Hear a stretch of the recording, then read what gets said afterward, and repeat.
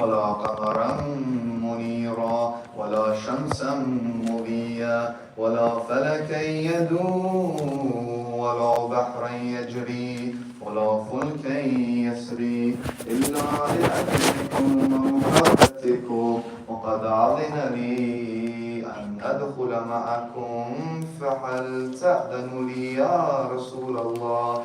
فقال رسول الله عليه السلام يا أمين وحي الله إنه نعم قد أذنت لك. فدخل جبرائيل معه تحت الكساء فقال لأبي إن الله قد أوحى إليكم يقول إنما يريد الله ليذهب عنكم الرجس أهل البيت ويطهركم تطهيرا.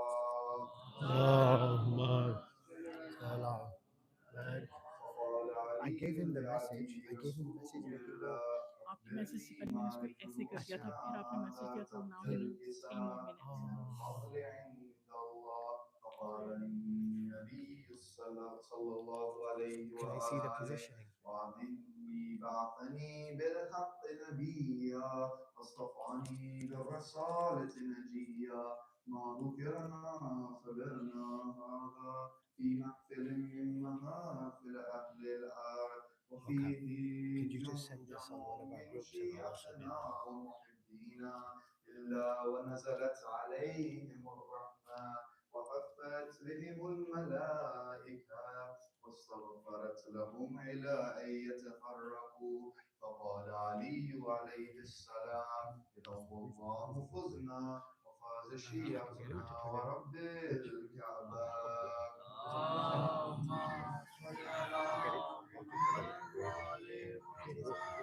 فقال أبي رسول الله صلى الله عليه وآله يا علي والذين بعثني بالحق نبيا واصطفاني بالرسالة نجيا ما ذكرنا خبرنا هذا في محفل من محافل أهل الأرض وفي جمع من شيعتنا ومحبينا وفيهم مهموم إلا وفرج الله عنا ولا مظلوما إلا وكشف الله هما ولا طالب حاجة إلا وقضى الله حاجته. فقال علي عليه السلام إذا والله فزنا وسعدنا وكذلك شيعتنا عرضوا وسعدنا في الدنيا والآخرة ورب الكعبة. اللهم صل على محمد وآله. Be quick. A few reciters. نرى هدري يا عيني. ولنتر الصلوات. No. Who's next on your list? Ask you to come and recite. صلوات على محمد وآل محمد.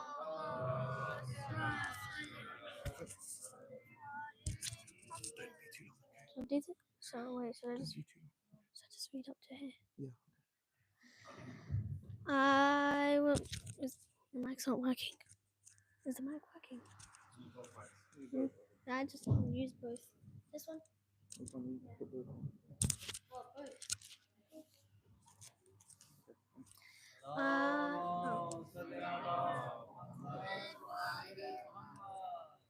I will beseech you, I will grieve you into the night.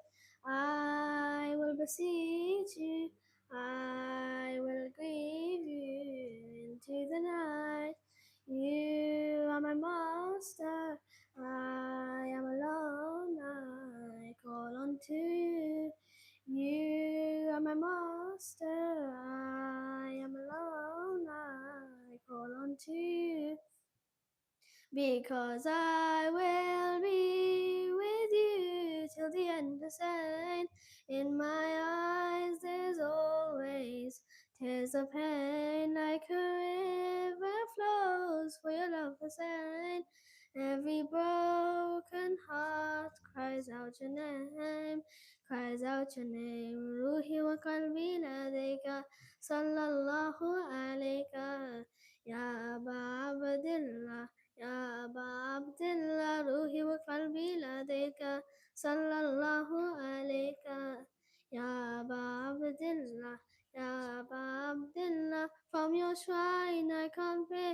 to stay apart.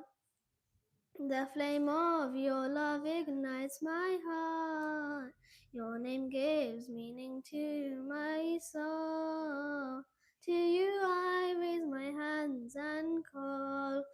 From your shrine I can't bear to stay apart. The flame of your love ignites my heart. Your name gives meaning to my soul. To you I raise my hands and call. Mere Mola Ya Hussein Jan. Mere Mola Ya Hussein Jan. Hussein Janam. Zindabad. Zindabad. Zindabad.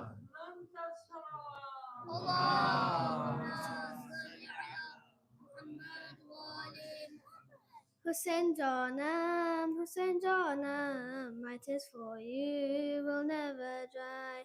Mere Mola Ya Hussein Jan, Mere Mola Ya Hussein Jan, Hussein Janam, Hussein Janam, my tears for you will never dry. For every step I take is to you, Hussein, till my final breath, your love will remain. Even if they take my feet and my hands, I'll come crawling to your holy land, to your holy land. Ruhi wa qalbi ladayka, sallallahu alayka, ya Aba Abdillah, ya Aba Abdillah. Ruhi wa qalbi ladayka, sallallahu alayka, ya Aba Abdillah, ya Aba Abdillah. Sallallahu Muhammad wa ali Muhammad.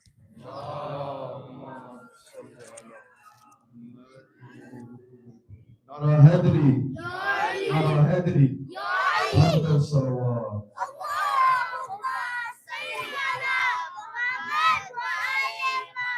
Allah will present the recite mercy. صلوات على محمد وآل محمد.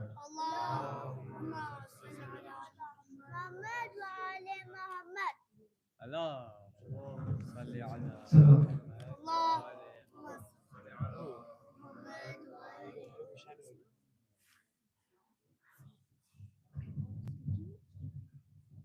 عباس تیرا حق ہے زمانہ تجھ روئے عباس تیرا حق ہے زمانہ تجھ روئے جب شام و سحر فاطمہ زہرا تجھے روئے عباس تیرا حق ہے زمانہ تجھے روئے عباس تیرا حق ہے زمانہ تجھے روئے درالی پہرے پہ ستمگار کھڑا ہے درالی پہرے پہ ستمگار کھڑا ہے کیسے تیرے لاشے پہ سکینہ تجھے روئے عباس تیرا حق ہے زمانہ تجھے روئے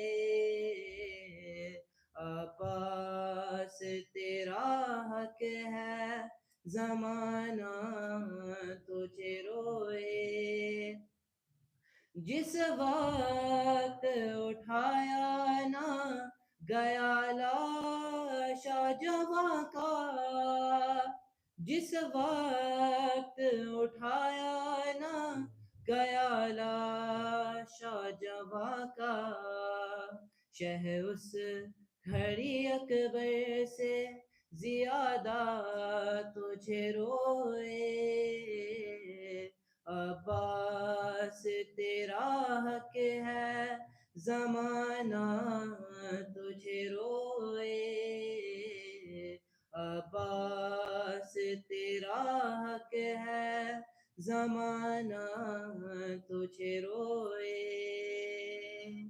सजदे के लिए जब लिया हाथों का सहारा, सजदे के लिए जब लिया हाथों का सहारा, तो सजाद मुसल्ले पे हमेशा तुझ रोए अब्बास तेरा हक है ज़माना तुझे रोए, अब्बास तेरा हक है ज़माना तुझे रोए। सलो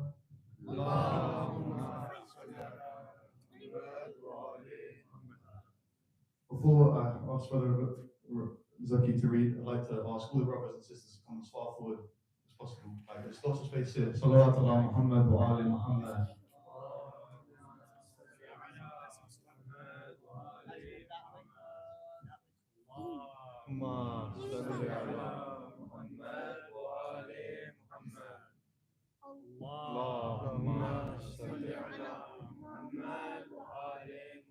Just like to recite a couple lines of poetry before I ask Brother Zaki to read about one of Muhammad. Salawat.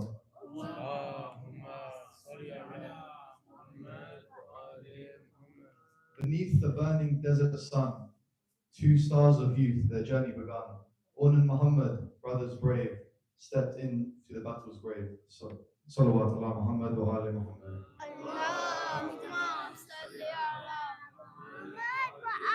I'd like to ask our esteemed scholar, Brother Zaki Rizvi, to come and recite his short speech. Salawat ala Muhammad wa ali Muhammad.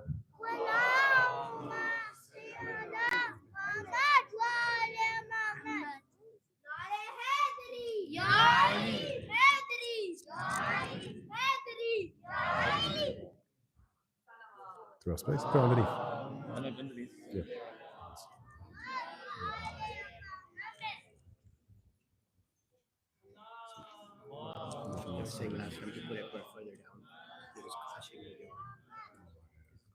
Yes. أعوذ بالله من الشيطان اللعين الرجيم. بسم الله الرحمن الرحيم. الحمد لله رب العالمين. الصلاة والسلام على سيد الأنبياء والمرسلين خاتم النبيين بالقاسم محمد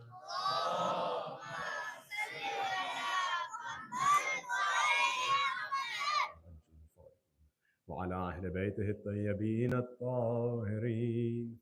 أما بعد، فقد قال الله الحكيم في قرآنه الكريم وهو أصدق القائلين قوله الحق. بسم الله الرحمن الرحيم. إنه لا يحب المستكبرين. صدق الله العلي العظيم. صلوات. اللهم صل على Honestly, I feel so bad. I get a bottle of water and a mini fan, but you guys are sat there, and it's quite a hot day today. So I won't bore you for too long. I won't take up too much of your time. Inshallah, we'll be able to get on and push on. We've been speaking over the last few days about akhlaq with your parents. We spoke about at first, and then we spoke about with your community. And another key aspect of akhlaq, of how we behave, of how we act, is something known as arrogance. And that's what I want to focus on today. Arrogance, it's a very odd thing. Allah subhanahu wa ta'ala in the Holy Quran, He says He does not love those who are arrogant. In other places, He's a lot more firm about how He feels about arrogance, or what the punishment for arrogance is, and we'll come to that. But what is arrogance exactly? See, arrogance is when you think you're better than somebody else. Arrogance is where you fill yourself with pride. You think other people aren't as good as me. They're not on my level. But there's a few key things to note here as well. The first one is that there's a difference between arrogance and confidence. They're two different things. And it's important to know the difference and recognize the difference. So for instance, you guys would have heard me say many times, and I hope you guys have realized it by now if you haven't, that when I play football, or when we play football, I'm definitely the best out there. But I know I'm going to win, right? I know I'm going to win. That's fine. That's confidence. But I also know at the same time, A, if I'm good at football, it's because Allah subhanahu wa ta'ala has blessed me. He's given me that chance. He's given me the ability to learn and train and become a better footballer. I also know I'm more likely to win the match if I've got Ibrahim on my team because we play well together. I also know I'm more likely to win a game if Ayan's defending for the other team because he's not very good in defense. See, I recognize that although there's something that, alhamdulillah, I'm good at, there's something that Allah's made me good at. Allah made me good at it first and foremost, and in any moment, He can take that away as well. I also recognize that it's not just me. There's so many other things that go into it. There's so many other things that form a part of it. So I can be confident when I step onto the football pitch. I can step onto the pitch and know that I'm going to win. But if I step onto the pitch and think, this is all me, this is nobody else, this is just me, then I'm not going to be a very good footballer. Forget the arrogance. When you start thinking it's just you, you stop being good at that thing that you're arrogant about.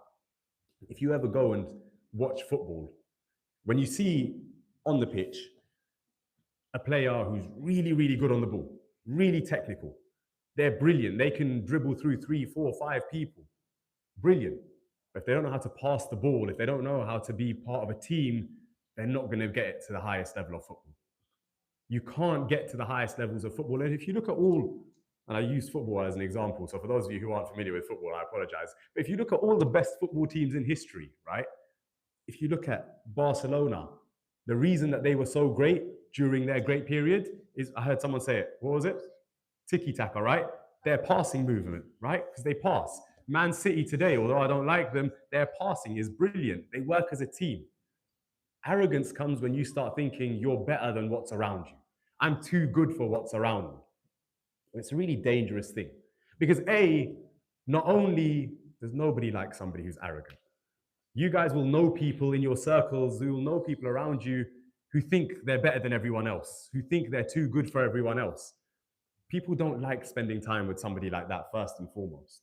Secondly, Allah subhanahu wa ta'ala, He despises arrogance. It's something that Allah subhanahu wa ta'ala tells us in different ways throughout the Holy Quran.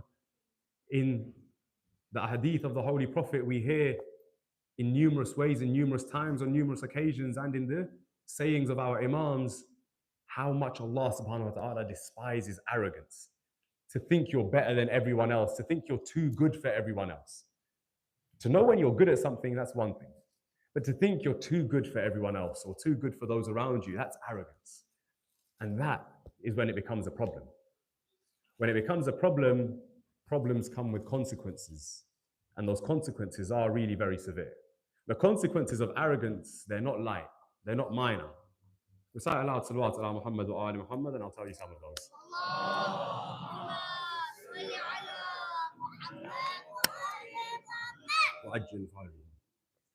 And so, arrogance is consequences. I'll take you first and foremost to the very main or the very first issue of arrogance, the very first instance of arrogance. And that is something you will all know quite well, something you'll all know of very well. The very first instance of arrogance, it turned one of the best worshippers of Allah subhanahu wa ta'ala into one of the worst of His creations, or in fact, the worst of His creations. The one who used to praise Allah better than any of the angels became the worst of Allah subhanahu wa ta'ala's creation. And that was none other than Iblis, who a lot of you might know as Shaitan. Shaitan actually used to worship Allah subhanahu wa ta'ala brilliantly, more than any of the other angels. He was one of the greatest servants of Allah subhanahu wa ta'ala. And then one day Allah subhanahu wa ta'ala, He creates this new being, this new entity, this new thing, and He names it Adam. And He tells all the angels, all the jinns, this is my creation. This Adam, Nabi Adam, who we know as the very first man to exist. Allah subhanahu wa ta'ala, He says to them, look at this great thing that I have created. And He tells them to bow their heads in honor of Nabi Adam. Bow your heads down for Nabi Adam. And what does Shaitan say? Shaitan, with all his years of worship of Allah subhanahu wa ta'ala, all his years of recognizing how brilliant Allah subhanahu wa ta'ala is, he turns around and goes, Ya Allah, you made him out of clay, out of earth, out of mud. You made me out of fire. Fire is so much better than clay. Fire is so much better than earth. How can I bow down to him. Fire is better than earth, so surely he should be bowing down to me, not the other way around. And when Allah subhanahu wa ta'ala told all the angels, bow down to Nabi Adam, with this reason, Shaitan said, Ya Allah, no. Allah, I'm not going to do it. Why? Because I'm better than him. I'm too good to bow down to him. But here's the deal. It's not just Nabi Adam that he was bowing down to, or that he should have been bowing down to. What he should have been looking at is Allah subhanahu wa ta'ala better than me? Because Allah is the one who's telling me to do this. Allah is the one who's telling me to bow down to Nabi Adam. But Shaitan, thinking he's too good to listen to Allah subhanahu wa ta'ala in that moment, he decides, I'm not going to do what Allah says. He says no to Allah subhanahu wa ta'ala. And now Shaitan is destined for hell. Shaitan now is destined to be doomed. Shaitan now is the worst of creation, the open enemy, not only of Allah subhanahu wa ta'ala, but of each and every one of us. That's what happened from the arrogance of Shaitan. And see, here's the deal. When we talk about arrogance, there's two types of arrogance. One is arrogance against people. You think you're too good for the people, and we'll look at that in a second as well. The other, and this is far more dangerous, is arrogance against Allah subhanahu wa ta'ala. Allah subhanahu wa ta'ala, He created us, He designed us, He knows us better than anyone else, better than anything else. He knows us better than we know ourselves. When He tells me to do something, I really should be listening. Allah subhanahu wa ta'ala, who is the most powerful thing in existence. Allah subhanahu wa ta'ala, who nobody is smarter than, more powerful than, nobody is greater than Allah subhanahu wa ta'ala. When He tells you to do something, you really should be listening. See, in school, you're told you have to listen to your teachers. Why? Because your teachers in school, they're smarter than you. We should hope so, at least. Your teachers in school, they're in a position of authority over you. Your teachers in school, they know what they're doing better than you do. So you're told, listen to them because of their knowledge. At work, when you have a manager, you've got to listen to what your manager says. You've got to listen to what your manager tells you to do. If your manager gives you a task, you've got to fulfill that task. You've got to do what they do. Why? What they say to do. Why? Because they're above you in authority. They have greater power over you. So you listen to them because they have greater power. Now, Allah subhanahu wa ta'ala, who has greater power, He has greater authority, He has greater knowledge. We have to listen to Him. And not only do we have to listen to Him just because of that, it makes sense to listen to Him as well. Because in Allah subhanahu wa ta'ala, you have somebody who knows what is best for you, who wants what is best for you because He loves you. And He also knows how to help you. He has the tools to help you. He has the power to help you, the qudra to help you. So when Allah subhanahu wa ta'ala tells us to do something, if I say no, what I'm really doing is somebody who knows what's best for me and they want what's best for me. When they're giving me advice, I'm telling them, no, I'm not going to do that. You're telling Allah subhanahu wa ta'ala, I think I know better than you. Or I think what I want is more important than what you want. When Allah subhanahu wa ta'ala tells you, it's time for namaz, come to me, speak to me, have a conversation with me, talk to me through your namaz, through your prayers. And you sit there and you think, nah, I don't want to do that. You sit there and you think, I'd rather do something else. Not only are you ignoring Allah subhanahu wa ta'ala, but it's arrogance. If Allah subhanahu wa ta'ala tells you, look, this thing is good for you and this thing is bad for you, and you decide, actually, I don't think so. Actually, I reckon what I want to do is better. That's arrogance in front of Allah subhanahu wa ta'ala. When you sin and when you go against what Allah subhanahu wa ta'ala tells you, it's arrogance. It's you saying and thinking to yourself, I'm better than Allah subhanahu wa ta'ala. I know better than Him, na'udhu billah, which of course none of us do. None of us are better than Him. None of us can ever be on the same scale as Him. The other type we mentioned was what? Arrogance against people. Thinking you're too good for the people around you. And there's a time or an occasion in the life of our Holy Prophet Muhammad Mustafa sallallahu alayhi wa sallam.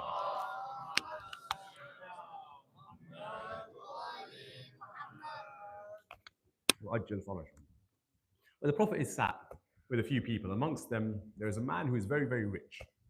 And this man who's really rich, he's sat and there's a little gap next to him, right? So a man who's very, very poor, he comes and he sits down next to this rich guy. And as he sits down next to the rich guy starts to kind of pull his clothes in towards him, starts to shuffle over a little bit, lean away. The Prophet looks at him and he says, what are you doing? And the Prophet asks him, he's like, do you think his poverty will rub off on you? Do you think you'll become poor because you're sat next to this guy? Do you think that His clothes will make your clothes dirty. He may be poor, but his clothes are still clean. What do you think that it will all start rubbing off onto you? It will have an effect on you. Do you think that you're better than him because you're rich and he doesn't have money like that? The man, he apologized. He says, no, Ya Rasulullah, you know what? It was a mistake of mine to act like this. I shouldn't have. I accept my mistake. And then the man says, and to show how sorry I am, I want to give a portion of my wealth to this poor man. I want to make him rich through my money. And you know what the poor man does? He turns to Rasulullah and this rich man and he says, if it's all the same with you, I'd rather not have your money. The man looks at him and he says, why? Why don't you want my money? Who doesn't want free money, right? And the man looks at him and he goes, look at what your money's done to you. It's made you so arrogant. It's made you think you're so much better than me. So I don't want money if that's what money's going to do to me. I'd rather live my simple life. I'd rather live my happy life. And if you go and you look at the great scholars of our time, go and look at where they live. Their houses, simple. Above the great scholars, the great companions, go and look at their houses. Small, simple houses. Imam Ali alayhi salam, he himself,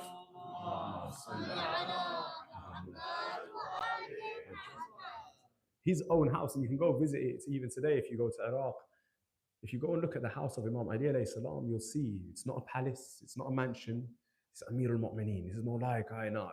This is the man who was in charge of the treasury. He had all the money of the government at his disposal. And Imam Ali, he was not a poor man. Don't ever think that Imam Ali was a poor man. He had a lot of money. He had a lot of money, but he used to spend it in the way of Allah subhanahu wa ta'ala. He used to spend it to take care of other people. He was not a poor man.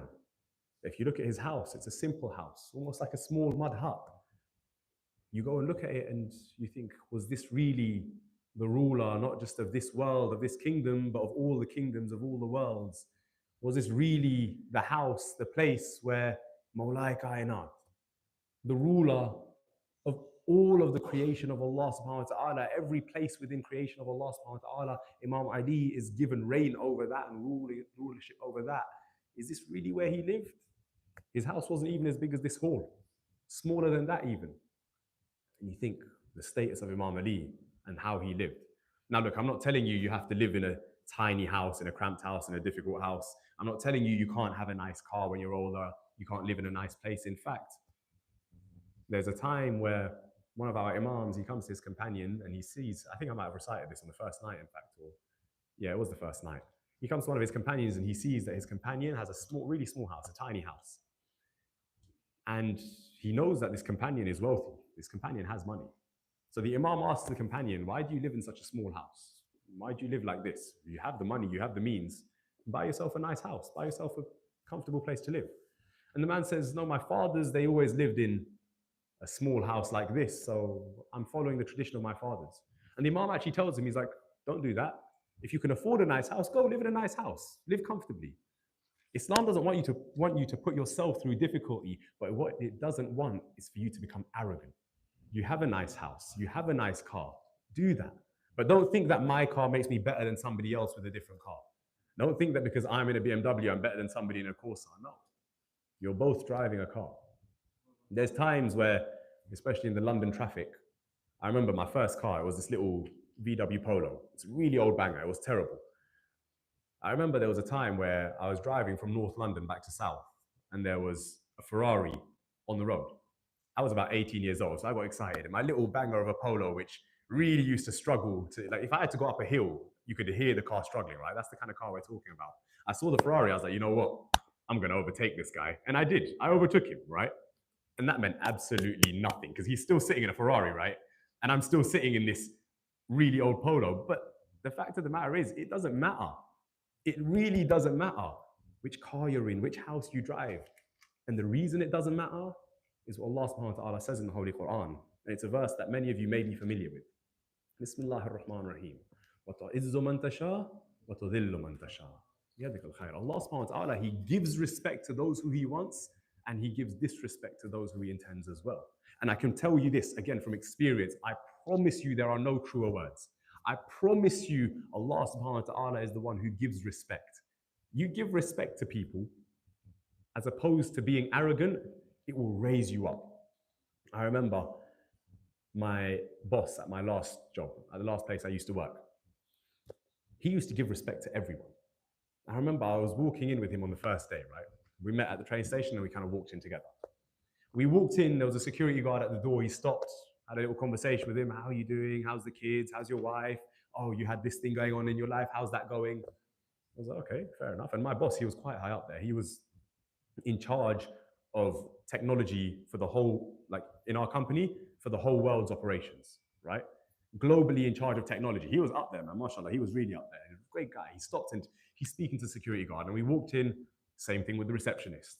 And then we walked in, same exact thing with the cleaners who were cleaning the corridors. And then the CEO and the CFO. So the two top people in the company, the very, very top people in the company. And this was a multi-billion-dollar organization, by the way. Pearson, Edexcel, most of you will know it as the example. They're a multi-billion-dollar corporation. The two people in charge of that, they came to him the same way he went to the security guard, the same way he went to the receptionist, the same way he went to the cleaner. They came to him and started asking him, oh, how are you doing? How's your wife? How are your kids? And everyone was looking at him, right? And everybody knew him as the guy who's friends with everybody at the top. And he said to me in that moment, he's like, Zaki, I promise you, if you give respect to everyone here, you'll get respect from everyone here as well. Because respect, it raises you up. You never ever lose respect by giving respect to someone. It's not that kind of thing. It's not like money, where if I give you my money, then I'll have less. No. The more you give respect, the more you get respect. And I can tell you for a fact, I've experienced it, right? I came into the company and within my first few weeks, right, the CEO and the CFO, the people who run the company, they used to come to me in the mornings and be like, oh, Zaki, how are you doing? How's things going? And everybody else in the company, they used to look at me and people used to genuinely, they used to come up to me and be like, how on earth do they know you? Like, why do they know you? You've been here for a few weeks. You're quite young. There's people who've been there for 10 years and these guys don't know them. And they used to come up to me, they're like, how do they know you? And how are you how are you so friendly with them? And I used to say, I was like, look, I'm just friendly with everyone, right? I don't treat people differently based on what their rank is, what their position is. I give respect to everyone because I know that when you give respect, you get respect back. And not only that, the opposite of respect, the opposite of that is disrespect and arrogance. And I know nobody likes someone who's arrogant. Nobody wants to spend time with somebody who's arrogant. If you think you're too good for the people around you, then nobody wants to spend time with you. Nobody wants to be around you because, quite simply, your personality is not that of a kind person. And in fact, and I'll finish with this on the conversation of arrogance. Allah subhanahu wa ta'ala, he tells us in one place in the Holy Quran about what will happen to those people who are arrogant, who have arrogance in their heart. Allah subhanahu wa ta'ala, he says in the Quran, Alaysa fi jahannam mathwan lil mutakabbirin. Is there not in hell a special place reserved for those who are arrogant? So not only will those who are arrogant not see heaven, but in hell there is a very special place reserved just for them. And when I say special, it makes it sound nice. It's not. It's a very specific place where they will reside, and that is where they will stay. The ultimate punishment of arrogance is the hellfire. So when you engage with people, don't think of yourself as too good for them. Remember, where do your talents come from? How did you get that talent? Allah subhanahu wa ta'ala gives us each and every iota of power and energy that we have. So if I'm able to do anything, it's only through the will of Allah subhanahu wa ta'ala. And He can take that away at any moment. He can take that away from each and every one of us at any moment. I get it from Allah subhanahu wa ta'ala. The people around me help me with it. They make a difference. And at the end of the day, truly, I'm nothing without what Allah has given me. Without what Allah subhanahu wa ta'ala has blessed me with, I have no value, I have no status. The only status that I can achieve in this life that I can truly be proud of is the status of a true Muslim, a true mu'min, a true believer of Allah subhanahu wa ta'ala and His complete religion. Recite aloud salawat ala Muhammad wa ala Muhammad.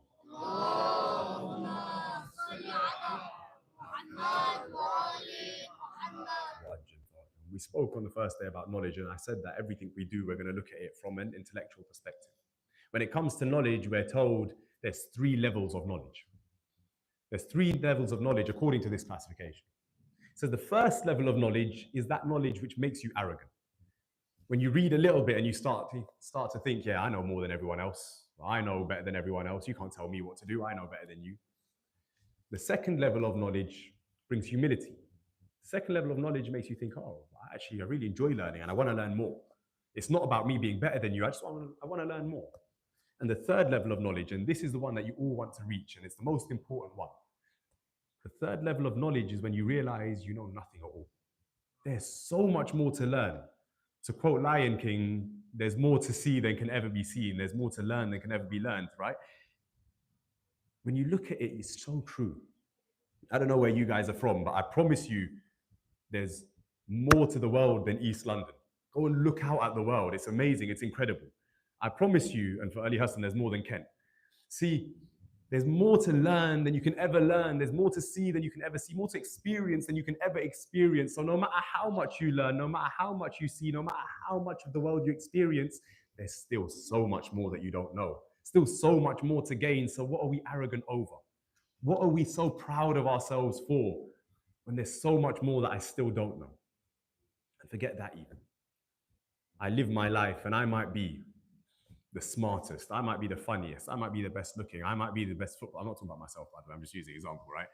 I might be the best at absolutely everything. But at the end of the day, it's going to be strangers at my funeral. It's going to be strangers who carry my body, who throw dirt over my body. I'm going to be wrapped in that one same white shroud as everybody else. It doesn't matter how rich or poor or famous or unknown I am. We all meet the same end. The same shallow, small grave, the same ending, the same angels coming to question us. We all face Allah subhanahu wa ta'ala in the same way. We come into this world, we're completely helpless. When we leave this world, we're completely helpless. So where does all that arrogance come from? Where does that pride come from? And if you want to look at arrogance and pride, then go look at the armies of Yazid. Go look at how they behaved. They used to laugh at Imam Hussein alayhi salam. They used to laugh at the family of Rasulullah, thinking there's so many of us and so few of them. But today, if I ask you who has the respect, I ask you today who won that battle.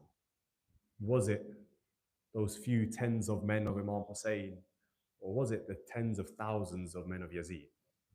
Today, there's not a voice in the world that will cry Yazid won that, because Imam Hussein, his companions, through their humility in front of Allah subhanahu wa ta'ala, through their modesty in front of their Lord, their recognition of the truth, they gained the status greater than anything that those arrogant soldiers of Yazid could. And it didn't matter how big or brave or strong Yazid's warriors may have been. It didn't matter how many battles they had fought, how many men they had killed. When you look at the story of Karbala, there are very few people who you recognize more than the young men and the children of the family of Imam Hussein alayhi salam. Amongst them, the two that we remember today are Hazrat An and Hazrat Muhammad. In fact, Hazrat An and Muhammad, originally, they didn't even go with Imam Hussein when he left Makkah. They traveled with him from Medina till Makkah, and from Makkah, they didn't travel onwards with Imam Hussein alayhi salam. They were left behind. It was almost as though they were never going to be in Karbala. But at one point, Hazrat Abbas comes to Imam Hussein. He says, my master Hussein, there's somebody chasing after us. There's somebody trying to catch up to us. Should we stop and wait for them? Imam Hussein, he says to Hazrat Abbas, tell me, who is it that is coming? The reply comes, it's Hazrat Abdullah ibn Ja'far al-Tayyar, the husband of Bibi Zainab. Imam Hussein says, of course, we must stop for Hazrat Abdullah. They stop. Hazrat Abdullah comes and he says, I wish to speak to my wife.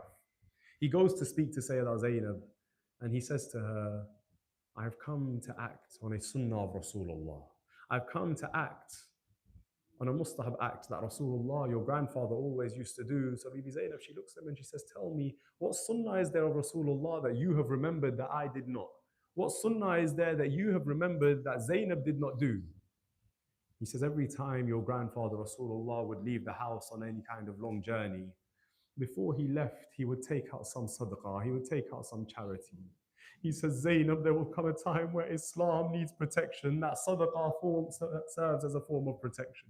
When Islam needs the sacrifice and the sacrifice of Abdullah in particular, take my two boys as sadaqah, take On and take Muhammad, take our sons and give them for this religion. Now they go with their mother onwards. Hazrat Abdullah awaits, returns to Medina. They arrive in Karbala and the days pass. On the 9th of Muharram at night, you will have heard it many times, Abu Abdullah al-Hussein, he goes from tent to tent, listening to what the women are telling their people, what they're telling their brothers or their husbands or their children, how they are preparing them for battle. As he goes to the tent of Hazrat Ali and Al-Akbar and Bibi Layla, he hears Bibi Layla saying, Akbar, you are the spitting image of Rasulullah. Akbar, tomorrow you will make Rasulullah proud. I know it. Make your mother proud as well. He goes to the tent of Bibi Farwa. He hears her saying, Qasim, your father Hassan is not here to protect his brother. Qasim, tomorrow it is your duty to protect your uncle Hussein. He goes to the tent of Bibi Rabab, who sits there with her Asghar and Sakina crying, wondering what sacrifice she will be able to give. And then he goes to the tent of Bibi Zainab. What does he hear? He hears Zainab telling the two boys, look, you are the grandsons of Ali and Jafar Tayyar, two of the greatest warriors of Islam. When the time comes tomorrow, make sure that Zainab is not left embarrassed in front of her mother Zahra. Make sure that you go and give your lives for Islam. Make sure that you do not hold back now. Hussein, he feels satisfied in his heart. He knows the women have prepared the men, the boys, the children. Everybody will be ready when the time comes tomorrow. But as Ashura begins, as the battle begins and commences now, one by one, the companions of Abu Abdullah are going out to fight. One by one, Abu Abdullah is bringing the bodies back to the tent. At one point, Sayyidah Zainab, she turns to Bibi Fiddah and she says, Fiddah, tell me, what is the state of Anna Muhammad? Where are my two sons? Fiddah says, I saw them just a few moments ago walking between the tents. Zainab summons them. She questions them. She tells them, tell me, how can it be that the companions of Hussein have given their lives, that so many have achieved martyrdom, but my two sons are still walking around here? They look at their mother and they say to her, we promise you, we have been asking again and again and again, but our uncle Hussein will not give us permission. He won't let us go to fight our battle. Now Sayyidah Zainab summons her brother. She calls Imam Hussein to the tent. She says, Hussein, tell me, what is the reason you will not let my two boys go? We hear so often the relationship between Sayyidah Zainab and Ali and Al-Akbar. She loved Hussein's children like her own. Here we see Hussein loves Anna Muhammad like they are his own two sons. He turns to Zainab. He says, Zainab, these are the children of Abdullah. I don't know if Abdullah has given permission for them to give their lives. Zainab says, this is why they are here. This is why they were sent with us. Let them give their lives. Abdullah has no objection. You have his permission. Now Abu Abdullah, he tells Sayyidah Zainab, Zainab, get the boys ready. Prepare them to go to battle. He waits outside the tent as Sayyidah Zainab prepares the two young boys. After a short while, on Muhammad, they emerge from the tents. They are wearing clean clothes, new clothes. They are wearing clean clothes with their hair combed. They look like two young boys, looking very presentable, looking very handsome, looking as though they are not going to war, but as though they are going to some formal ceremony. I would ask Sayyidah Zainab, why did you prepare your boys in this way? What is awaiting them is no formal ceremony. What is awaiting them is the lances and the spears and the arrows of the armies of Yazid. No doubt the reply would come from Sayyidah Zainab. They are not heading out towards an army. They are heading out to meet Rasulullah. They are heading out to meet their grandparents, Ali and Zahra. My children must look presentable when they meet their grandparents. Now, Imam Hussein stands alongside Abu al-Fadl Abbas. He gets ready to help the two boys mount their horses when a call is heard from the tent of Sayyidah Zainab. She calls out, Hussein, Abbas, bring my two boys back to me. Sayyidah Zainab returns returns back. The boys return back to Sayyidah Zainab with Abbas and Hussein alongside them. Sayyidah Zainab, she says they are nearly ready for war, but not quite. They are not entirely ready yet. She then goes over to the corner of her tent. She picks up a small trunk and brings it over. She places it in front of Imam Hussein. She opens the trunk. She turns to her two sons, then turns to her two brothers. Out of the trunk, she lifts two small amamas, two turbans. She lifts them up. She hands one to Hussein and one to Abbas. She says to her brothers, this is the amama of my father Ali. This is the amama of my father-in-law Jafar Tayyar. I want my two boys to wear the turbans of their grandfathers as they go out to fight their battle. Hussein places one amama on the head of Aun. Abbas places one on the head of Muhammad. Now Zainab turns to her two boys. She holds them close, and before she sends them off, she says to them, my sons, you are the grandsons of great warriors. You learn to fight from Abbas. I know that when you go to the battlefield, you will fight a brave fight. I have no doubt you will push the armies of Yazid back. But remember one thing, if you reach the river Furat, you must not drink any water while Sakina and Asghar are still thirsty. Until Hussein has something to drink, Zainab's two boys will not have anything to drink. As she says this, she hands them over to her brothers. Hussein and Abbas help them onto their horses. They ride out towards the battlefield. Their uncles stand there watching, so full of pride for their two young boys, so full of happiness at how they are fighting. As they go, the two young boys together, they begin to push the armies of Yazid back. The forces rush towards each side. They start dispersing away from them. The point comes where they have made their way entirely through the armies, and they stand there facing in front of them the glistening river of Furat, this cold water rushing through Karbala in front of these two young boys, thirsty for 3 days under the beating desert sun. They stand there and they look at the river Furat flowing through the sands in front of them. They turn to each other. Aun looks at Muhammad, Muhammad looks at Aun. Muhammad looks at his brother and he says to him, my brother, you know what we must do. Without saying anything further, the two boys turn their backs on the water. They ride back out towards the armies of Yazid. As they do, there is a call heard in the armies of Yazid. Separate the two boys while the two brothers are together. Nobody can bring them down. But now the soldiers of Yazid, they form one line amongst them. They drive between the two brothers. They split Aun up from Muhammad, Muhammad from Aun. Now one eye on the enemy in front of them, one eye looking back constantly at their brother. One at a time, the two boys are fighting those who come in front of them. But now they find themselves surrounded. Two small circles form in the armies of Yazid. The two boys, everywhere they look, what do they see? They see men charging at them, but both of them are looking for the same one thing that they cannot find. Aun looking for his brother Muhammad, Muhammad looking for his brother Aun. In that moment, a cry is heard from Muhammad, my uncle Hussein, come and help me, I have fallen. Aun hears this. He turns to look for his brother. As he is trying to find his brother, somebody strikes Aun on the back of the head. Aun begins to fall from his horse. Hussein and Abbas, they mount their horses. They rush out to the battlefield. Abbas, he rushes towards where Muhammad lays on the ground. It is said that as Abbas reaches where Muhammad lay, Hazrat Muhammad had already taken his last breath. He had already left this world. But as Abu Abdullah al-Hussein reaches on, there is still some life left in this young boy.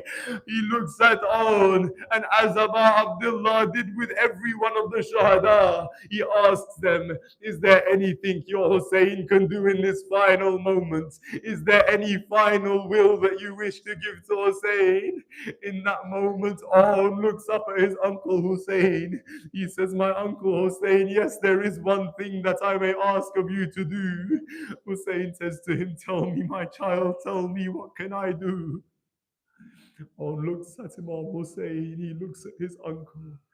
He says, when you take our bodies back to the tents, tell my mother, just as she said, we did reach the river Furat, but let her know while your children are thirsty, Uncle Hussein, the children of Zainab did not have anything to drink. Tell our mother we died thirsty. I know it will bring her happiness, it will bring peace to her heart. But Zainab, what can she do as the two bodies are brought back to the tents? The women and children, they surround the bodies of On and Muhammad. They begin crying over these two young princes. Abu Abdullah stands there looking between the women, looking throughout them as though he is searching for someone. At one point he calls out, where is my Zainab? Where is my sister? He calls Sayyidah Zainab forward. He says to her, look, your sacrifice has been accepted. You may mourn over your two children. You may cry over your own Muhammad. Sayyidah Zainab, she sits down between the two bodies. She places her head in sajda. But what she does not do is cry. What she does not do is mourn. When they go through the streets of Kufa, Zainab looks towards the head of Hussein. She looks to the head of Abbas. She looks at Akbar. She looks at Qasim. But Zainab refuses to look towards the heads of Anna Muhammad on the stairs. In prison, when they cry, Zainab cries over everyone, but she does not cry over her Anna Muhammad. When they are released from the prison, a majlis is held. Again, Zainab doesn't cry over Anna Muhammad. When they are released from the prison, when they have this majlis, the heads of the Shahada are brought in. Each of the heads is taken by the women of that Shaheed. But Zainab does not take the heads of Anna Muhammad. When they return to Karbala, Zainab goes to the grave of Abbas. She tells Abu Fadl Abbas everything that happened after he was killed. But she does not cry over Anna Muhammad. They go from Karbala back to Medina. Zainab goes to the grave of Rasulullah. She cries over everything that happened. She complains to Rasulullah about everything that she went through, but she does not mention her honor Muhammad. A few days go by. Sayyidah Zainab is finally told to come back to her own home, to return back to the house where she once lived. She has been staying for the past few days in the house of Abu Abdullah. She is told now to return to her own home. As Zainab enters her house, as she steps foot through the door, on the left-hand side there is a small room. In that room there are two small musallas laid out on the ground, where Anna Muhammad once used to pray their salah. Zainab goes into that room, she falls to the ground, she picks up the two musallas, she holds them to her chest, she turns and faces Karbala. She calls out, Hussein, I did not cry in Karbala, nor in Kufa, nor in Sham. I didn't cry in the palace, nor in the prison. When we returned to Karbala, I did not cry. Hussein, in Medina, I didn't complain to Rasulullah. I didn't cry for them then. But Hussein, I am a mother after all. Give your Zainab permission to remember her two children here in Medina. ألا لعنة الله على قوم الظالمين وسيعلم الذين ظلموا أي منقلب ينقلبون. Martin Hussein.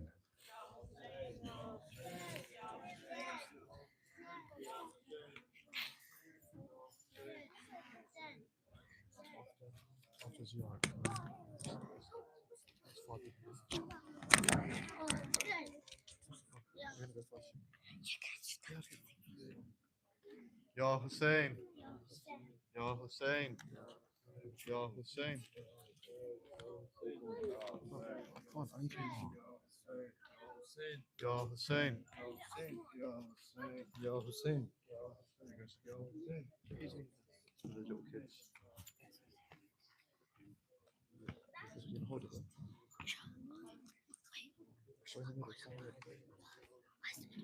Just go in the middle.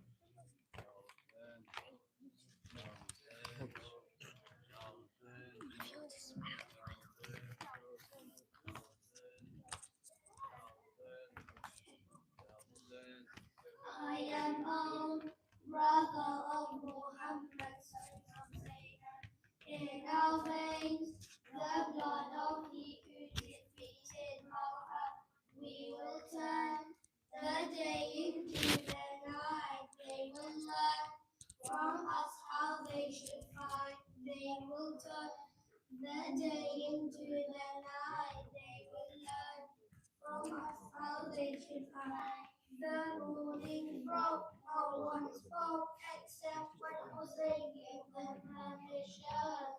Except when Hussein gave them permission. This is that time standing night. Everyone knew his position. Everyone of them knew his position. He prepared them, saying, listen, aim for the army's back row. Give your chest to the heavens when you see the raining arrows.